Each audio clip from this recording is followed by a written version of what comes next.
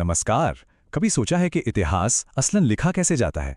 आज हम एक बहुत ही दिलचस्प सफर पर निकलने वाले हैं, मध्यकालीन भारत के सफर पर। लेकिन ये सफर हम देखेंगे 3 ऐसे विदेशी यात्रियों की आंखों से, जिन्होंने हमारी समझ को, कह सकते हैं, हमेशा के लिए बदल कर रख दिया। देखिए, जब हम सदियों पुराने किसी समाज को समझने की कोशिश करते हैं, तो हम अक्सर इतिहासकारों के लिखे पर भरोसा करते हैं, है ना? पर सवाल यह है कि क्या वो हमेशा पूरी कहानी बताते हैं, या फिर सच्चाई कहीं और, किसी और की नज़रों में छिपी होती है? जरा सोचिए, एक बाहरी व्यक्ति की नज़र ना उन छोटी छोटी बातों पर भी चली जाती है जिन्हें स्थानीय लोग, मतलब हम और आप जैसे लोग, अपनी रोज़मर्रा की जिंदगी का हिस्सा मानकर शायद ध्यान भी नहीं देते। और यही वजह है कि इन यात्रियों के लिखे हुए किस्से इतने इतने कीमती हो जाते हैं। तो चलिए शुरू करते हैं। हम 3 अलग अलग सदियों में 3 बिल्कुल अलग नज़रों से भारत की यात्रा करेंगे। कौन कौन है ये? एक विद्वान, एक दिलेर यात्री और एक तीखा आलोचक। तो सबसे पहले हम चलते हैं 11वीं सदी में, और यहां हमारी मुलाकात होती है एक महान विद्वान अल बिरूनी से। यह सिर्फ एक यात्री नहीं थे, बल्कि ज्ञान के एक सच्चे खोजी थे। और ये बात बहुत हैरान करने वाली है। कल्पना कीजिए, उन्हें एक बंदी के रूप में भारत लाया गया था, लेकिन उन्होंने अपनी मुश्किल परिस्थितियों को ही अपनी ताकत बना लिया। उन्होंने यहाँ संस्कृत सीखी ताकि वो भारत की आत्मा को यहाँ के ग्रंथों के माध्यम से, मतलब बिल्कुल अंदर से समझ सकें। देखिए, अल बिरूनी की दिलचस्पी सिर्फ ये जानने में नहीं थी कि भारत में क्या होता है, बल्कि वो ये समझना चाहते थे कि ऐसा क्यों होता है। और उनकी यही क्यों वाली खोज उन्हें भारतीय समाज की सबसे जटिल पहेली, यानी जाति व्यवस्था तक ले आई। उन्होंने बहुत ही बारीकी से, मतलब एक स्कॉलर की तरह, समाज के 4 वर्णों, ब्राह्मण, क्षत्रिय, वैश्य और शूद्र, का अध्ययन किया। वो सिर्फ देख नहीं रहे थे, वो ये समझने की कोशिश कर रहे थे कि इस व्यवस्था की जड़ें यहाँ के धर्म और मान्यताओं में कितनी कितनी गहरी हैं। और यहीं पर उनकी वैज्ञानिक सोच सामने आती है। उन्होंने छुआछूत जैसी प्रथाओं पर सवाल उठाए। उन्होंने एक बड़ा सीधा सा तर्क दिया कि भाई, अगर सूरज की गर्मी और हवा हर चीज को पवित्र कर सकती है, तो फिर कोई इंसान अपवित्र कैसे हो सकता है? कितना जबरदस्त लॉजिक है। चलिए, अब समय में एक लंबी छलांग लगाते हैं, सीधे 300 साल आगे, 14वीं शताब्दी में, और मिलते हैं इब्न बतूता से। ये एक ऐसे यात्री थे जिनके लिए दुनिया की सबसे बड़ी किताब खुद ये दुनिया थी, और वो इसे पन्ना दर पन्ना पढ़ना चाहते थे।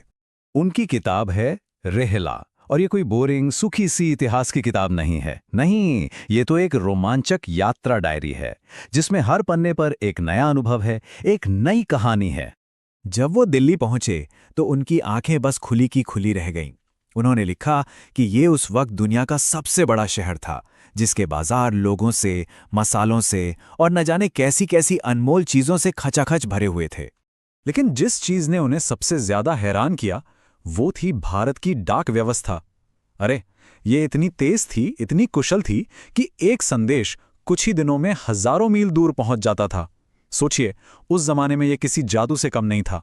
और इसी सिस्टम ने सुल्तान को इतने बड़े साम्राज्य पर मजबूती से नियंत्रण रखने में मदद की। उनकी डायरी में नारियल और पान जैसी आम चीजों के बारे में भी ऐसे दिलचस्प किस्से मिलते हैं जैसे कोई उन्हें पहली बार देख रहा हो। उन्होंने सुल्तान तुगलक के बारे में भी लिखा, जो एक पल में सोना लुटाता था और दूसरे ही पल में किसी की जान भी ले लेता था। क्या शख्सियत रही होगी। और अब हमारी यात्रा के अंतिम पड़ाव पर चलते हैं, 17वीं सदी में। यहां हम मिलते हैं एक फ्रांसीसी डॉक्टर फ्रांसवा बर्नियर से, और इनकी नज़र में भारत एक बहुत ही अलग जगह थी। बर्नियर का नजरिया, कह सकते हैं, बिल्कुल अलग था। वो भारत को ना यूरोप के चश्मे से देख रहे थे।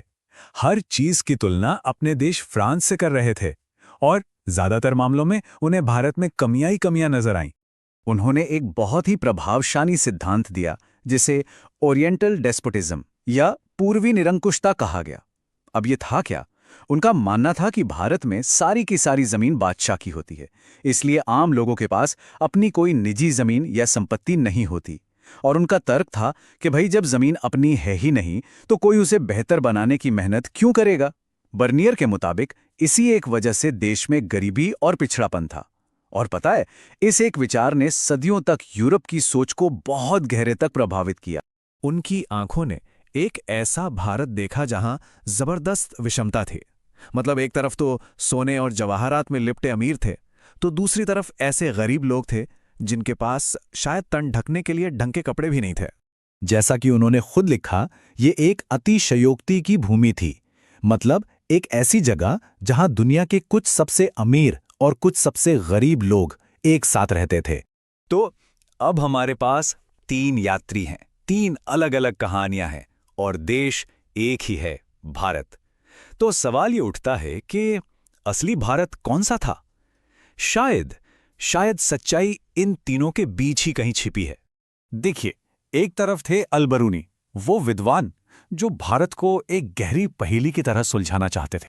दूसरी तरफ थे इब्न बतूता, वो दिलेर यात्री जो भारत के हर रंग, हर स्वाद और हर आवाज का बस अनुभव करना चाहते थे। और आखिर में थे बनियर, वो आलोचक जो भारत को हर बात पर यूरोप के तराजू पर तौल रहे थे और अक्सर उसे कमतर ही आंक रहे थे। तो सच ये है कि इनमें से कोई भी कहानी अपने आप में पूरी नहीं है। हर यात्री अपने पूर्वाग्रहों का, अपने अनुभवों का एक चश्मा पहनकर आया था। लेकिन जब हम इन तीनों टुकड़ों को एक साथ जोड़ते हैं ना, तो हमें मध्यकालीन भारत की एक ज्यादा गहरी, ज्यादा जटिल और शायद ज्यादा सच्ची तस्वीर मिलती है। और ये सब हमें एक बड़े सवाल के साथ छूट जाता है कि जब हम इतिहास पढ़ते हैं तो क्या हम वाकई उस समय को जान रहे होते हैं या फिर हम सिर्फ कहानी सुनाने वाले का नजरिया देख रहे होते हैं। सोचने वाली बात है ना।